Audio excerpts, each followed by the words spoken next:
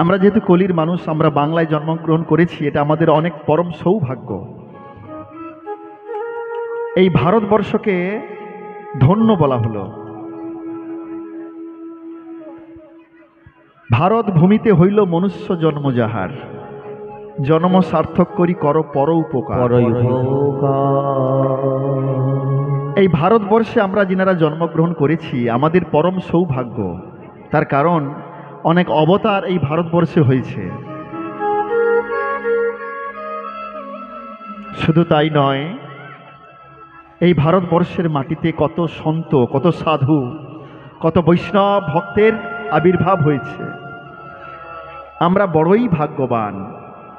সেজন্যই কিন্তু এমন একটি জায়গায় জন্মগ্রহণ করার সৌভাগ্য আমরা পেয়েছি। সারা ভারতবর্ষ, ভারতবর্ষের বাইরের দেশগুলো, পাশ্চাত্য দেশ, তারাও কিন্তু ভারত ভূমিকে ধন্য বলে। বলো বলো বলো সবে শত বেনা বেনু রবে, ভারত আবার জগৎ সভায় শ্রেষ্ঠ আসন লবে।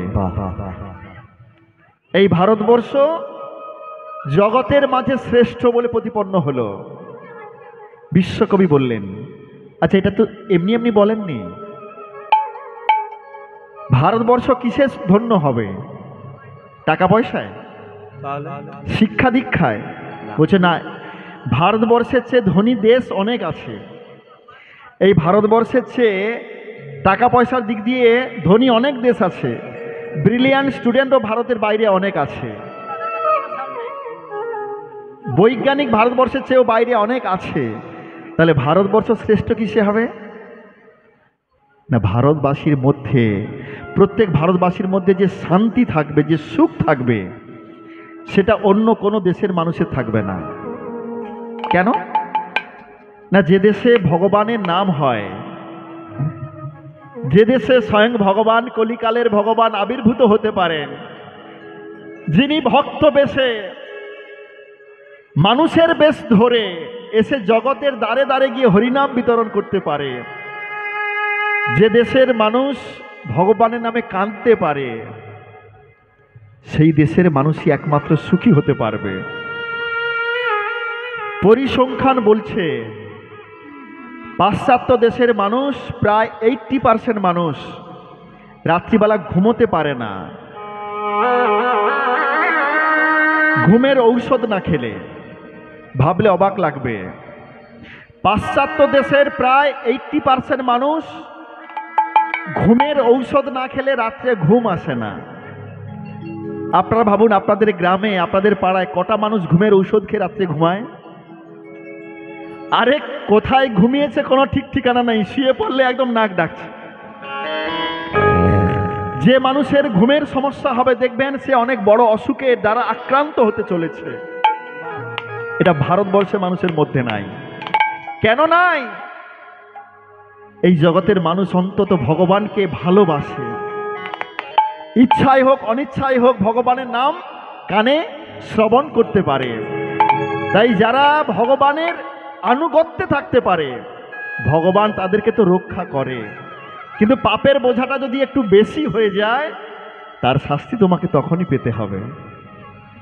বলো বলো বলো সবে শত বেনা বেনু রবে, ভারত আবার জগৎ সভায় শ্রেষ্ঠ আসন লবে। বলো বলো বলো সবে শত বিনা বেনু রবে, ভারত আবার জগৎ শোভায় শ্রেষ্ঠ আসন লবে। বলো বলো বলো সবে শত বেনা বেনু রবে, ভারত আবার জগৎ সভায় শ্রেষ্ঠ আসন লবে। বলো বলো বলো সবে শত বিনা বেনু রবে, ভারত আবার জগৎ শোভায় শ্রেষ্ঠ আসন লবে।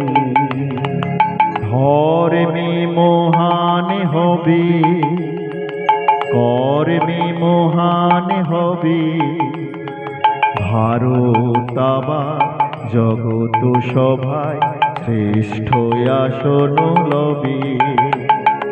কর্মে মহান হবে, কর্মে মহান হবে, ভারত আবার জগৎ শোভায় শ্রেষ্ঠ আসন লবে।